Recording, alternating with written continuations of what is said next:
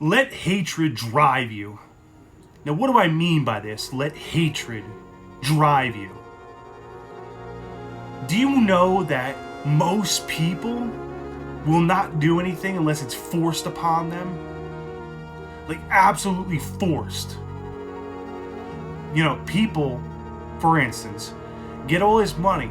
They won't go get a job to sustain the millions they got. What they'll do is they will only get a job when it's all gone. They're forced to go work.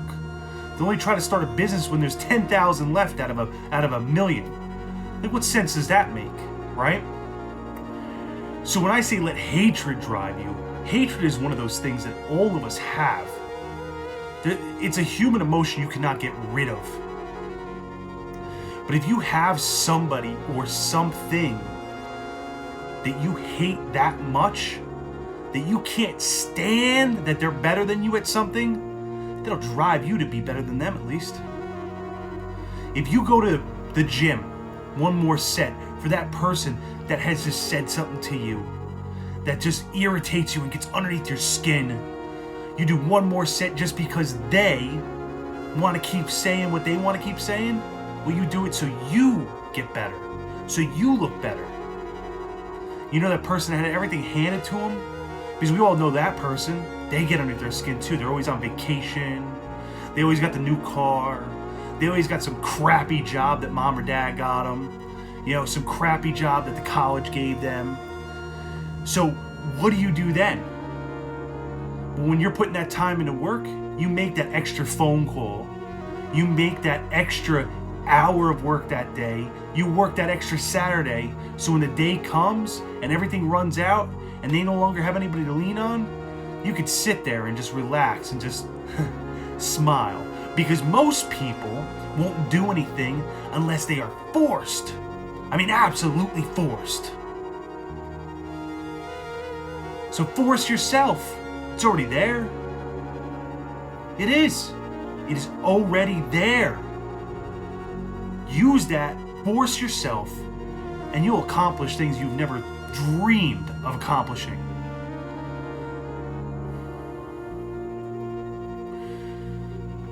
The amount of hatred that we hold and carry around, I mean, it's like in your shoulders. Like, you see certain people, they just are irritated with everybody.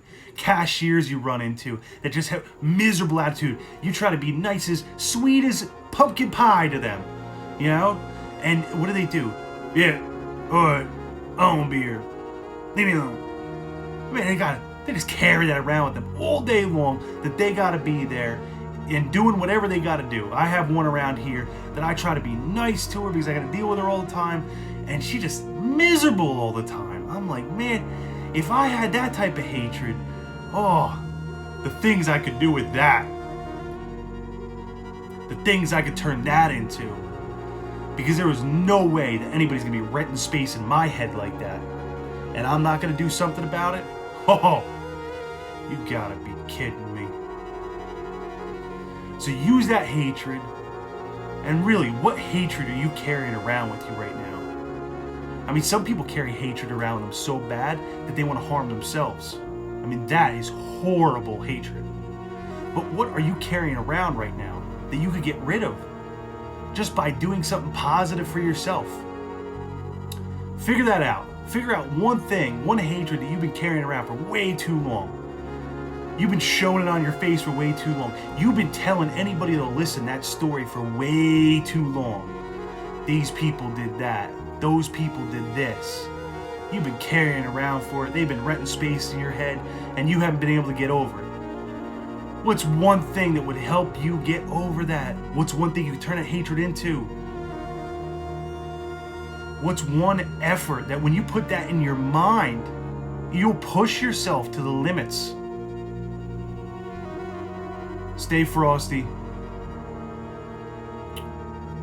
And just remember,